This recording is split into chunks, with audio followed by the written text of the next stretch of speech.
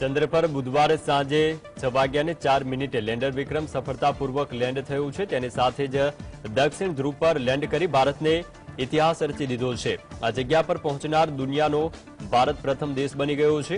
આ સિદ્ધિનું સમગ્ર વિશ્વ સાક્ષી બન્યું। વડાપ્રધાન મોદીએ પણ દેશ સહિત તમામ લોકોને શુભેચ્છા પાઠવી હતી। ઇસરોના વૈજ્ઞાનિકોને આ મોટી સફળતા મળી છે, તો સમગ્ર દેશ અને દુનિયામાં વસતા ભારતીયોએ પણ આ ખુશી વ્યક્ત કરી હતી। દુનિયાભરમાંથી ઇસરોના વૈજ્ઞાનિકો અને ભારતને શુભકામનાઓ મળી રહી છે। આખી દુનિયાની નજર આ સ્પેસ મિશન પર ટકેલી છે। 140 કરોડ લોકોની પ્રાર્થના અને 16,500 ઇસરોના વૈજ્ઞાનિકો છે, તેમને 4 વર્ષથી આ માટે મહેનત કરી હતી।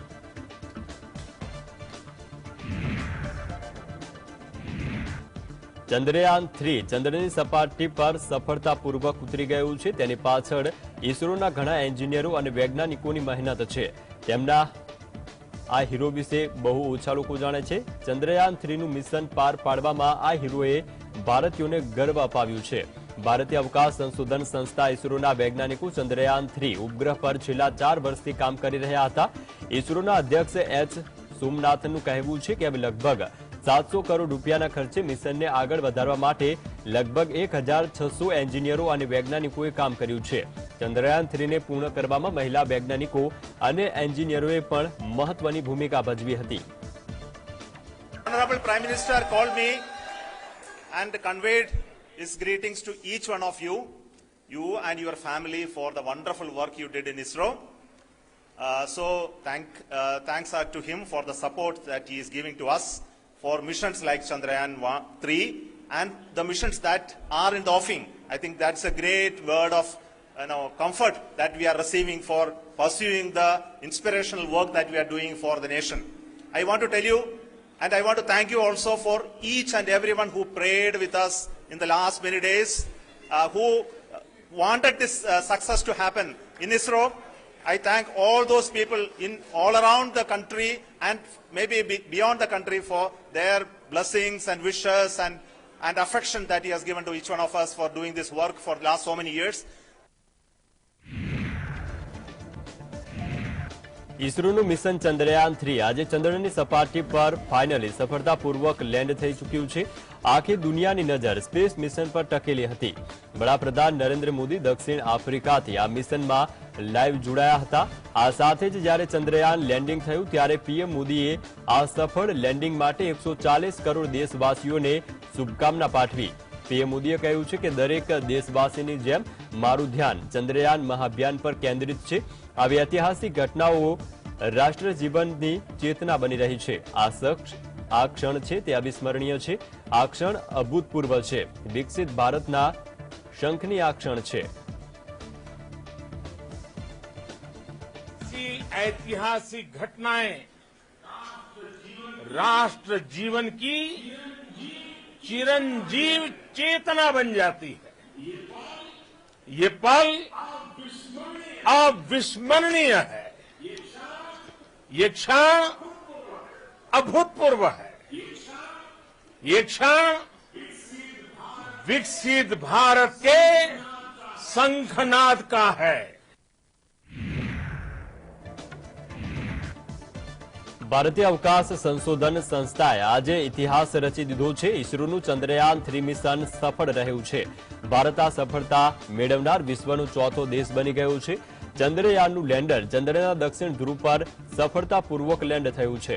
તે જ સમયે ચંદ્રયાનના સફળ ઉતરાણ પછી ઇસરોએ ટ્વીટ કર્યું છે। ઇસરોએ ટ્વીટ કર્યું છે કે નરેન્દ્ર મોદીએ ઇસરોના વડા સોમનાથ સાથે વાતચીત કરી શુભેચ્છા પાઠવી હતી। તેમણે જણાવ્યું હતું કે તમારું નામ જ સોમનાથ છે અને ચંદ્રને પણ સોમ કહેવાય છે। હું તમને અને તમારી ટીમને શુભેચ્છા પાઠવું છું। પીએમ મોદી હાલ દક્ષિણ આફ્રિકામાં છે અને ત્યાંથી તેમણે ફોન પર ઇસરોના વડા સાથે વાતચીત કરી હતી। जी, आपका तो नाम सोमनाथ और सोमनाथ नाम चंद्र से जुड़ा हुआ है और इसलिए आज आपके परिवारजन भी बहुत आनंदित होंगे। मेरी तरफ से आपको, आपकी पूरी टीम को बहुत बहुत बधाई। ચંદ્રયાન 3ના સફળ લેન્ડિંગની ઉજવણી ટીમ ઇન્ડિયાએ પણ કરી. આયર્લેન્ડ સામેની T20 સિરીઝના અંતિમ મુકાબલાને ગણતરીની મિનિટ્સ પહેલા ટીમ ઇન્ડિયાના ખેલાડીઓએ ચંદ્ર પર વિક્રમ લેન્ડરના સોફ્ટ લેન્ડિંગનું લાઈવ પ્રસારણ નિહાળ્યું અને સફળતાપૂર્વક મિશન પૂર્ણ થતાં જ ટીમના ખેલાડીઓએ ઇસરોના વૈજ્ઞાનિકોને ગૌરવની ક્ષણ સાથે વધાવ્યા હતા.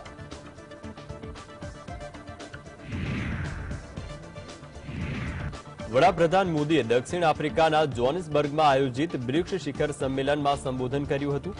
આ દરમિયાન તેમણે બ્રિક્સની સિદ્ધિઓ ગણાવતા કહ્યું છે કે આ સંગઠને અનેક સિદ્ધિઓ મેળવી છે અને લોકોના જીવનમાં સકારાત્મક પરિવર્તન લાવતા તેને શ્રેષ્ઠ બનાવી રહ્યું છે. વડાપ્રધાન મોદીએ 15મા બ્રિક્સ શિખર સંમેલનમાં સંબોધન કરતા કહ્યું હતું કે બ્રિક્સને ભવિષ્ય માટે તૈયાર સંગઠન બનાવવામાં આપણે આપણા સંબંધિત સમાજોને પણ ભવિષ્ય માટે તૈયાર કરવા પડશે અને ટેકનોલોજી તેમાં મહત્વપૂર્ણ ભૂમિકા ભજવશે. વડાપ્રધાન મોદીએ કહ્યું છે કે લગભગ 2 દાયકામાં બ્રિક્સે એક લાંબી અને શાનદાર યાત્રા કરી છે. આ યાત્રામાં આપણે અનેક સિદ્ધિઓ મેળવી છે.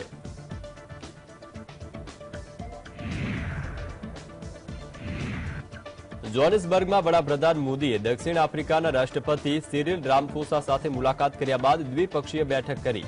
પીએમ મોદી બ્રિક્સ સંમેલનમાં ભાગ લેવા માટે દક્ષિણ આફ્રિકાના પ્રવાસે છે. પીએમ મોદીના પ્રવાસનો આજે બીજો દિવસ હતો. બ્રિક્સ બિઝનેસ ફોરમ લીડર્સ ડાયલોગના સંબોધનમાં મોદીએ જણાવ્યું હતું કે ભારત ટૂંક જ સમયમાં 5 ટ્રિલિયનની અર્થવ્યવસ્થા બનશે. આ સાથે જ દક્ષિણ આફ્રિકાના રાષ્ટ્રપતિ રામફોસાએ જણાવ્યું કે બ્રિક્સ સભ્ય રાષ્ટ્રો પાસે આફ્રિકાના વિકાસમાં યોગદાન કરવાની સારી તક ઉપલબ્ધ છે.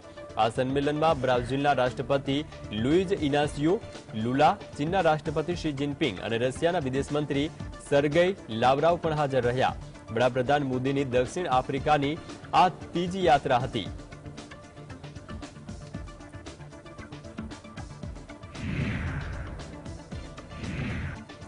વડાપ્રધાન નરેન્દ્ર મોદીએ દક્ષિણ આફ્રિકાના જોહાન્સબર્ગમાં બ્રિક્સ બિઝનેસ ફોરમને સંબોધિત કરી. આ દરમિયાન પીએમએ ભારતને રોકાણ માટે આવકારદાયક સ્થળ ગણાવ્યું અને કહ્યું છે કે દેશનો ખતરનાક રેડ ટેપિઝમ હવે રેડ કાર્પેટમાં ફેરવાઈ ગયો છે. બ્રિક્સ સમિટમાંથી પીએમએ કહ્યું હતું કે તેમની સરકાર નવા ભારતનો પાયો નાખી રહી છે. વધુમાં તેમણે તેમના સંબોધનમાં કહ્યું હતું કે આજે ભારત વિશ્વથી આજે સૌથી ઝડપથી મુખ્ય અર્થવ્યવસ્થા બનતો જઈ રહ્યો છે. છેલ્લા 9 વર્ષમાં લોકોની આવક લગભગ બમણી થઈ ગઈ છે. ભારતમાં દરેક જગ્યાએ યુપીઆઈનો ઉપયોગ થઈ રહ્યો છે. ભારતમાં સૌથી વધુ ડિજિટલ વ્યવહારો થાય છે. ભારત વિશ્વની ત્રીજી સૌથી મોટી સ્ટાર્ટઅપ ઇકોનોમી સિસ્ટમ ધરાવે છે. ભારત આવનારા વર્ષોમાં સમગ્ર વિશ્વનું ગ્રોથ એન્જિન બનશે. તેમની સરકાર અને એક મિશનના રૂપમાં સુધારામાં આગળ વધ્યા છે, જેનાથી દેશના વેપાર કરવાની તકો પણ વધી છે. ભારત ટૂંકા સમયમાં $5 ટ્રિલિયન અર્થતંત્ર બનશે.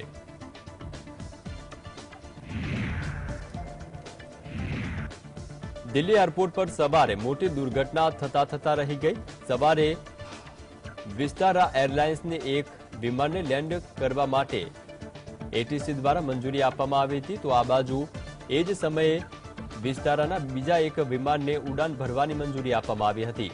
જોકે સમય સૂચકતામાં ફરી એટીસી દ્વારા સૂચના આપવામાં આવી અને જે વિમાન ઉડાન ભરવાની તૈયારીમાં હતું તેને તાત્કાલિક રીતે રોકવામાં આવ્યું, જેથી કરીને મોટી દુર્ઘટના ટળી હતી.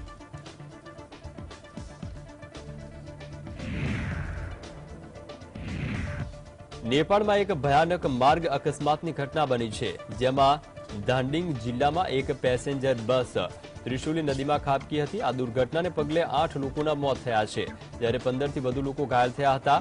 નેપાળના બાગમતી પ્રાંતમાં એક પેસેન્જર બસ મુખ્ય હાઈવે પરથી નદીમાં ખાબકી. આ ઘટનાને પગલે સ્થાનિક અને પોલીસ પ્રશાસન ટીમ ઘટના સ્થળે પહોંચી હતી. હાલ બચાવ કામગીરી ચાલી રહી છે. તો દાંડિંગના પોલીસ વડા એસપી ગૌતમ મિશ્રાએ જણાવ્યું છે કે સર્ચ ઓપરેશન ચાલી રહ્યું છે. આ ઘટનામાં મૃત્યુઆંક વધવાની શક્યતાઓ છે. આ ભયાનક અકસ્માત બાદ બસ ત્રિશુલી નદીમાં આંશિક રીતે ડૂબી ગઈ હતી, પરંતુ બચાવકર્તાઓએ બસની અંદરથી ઘણા મુસાફરોના જીવ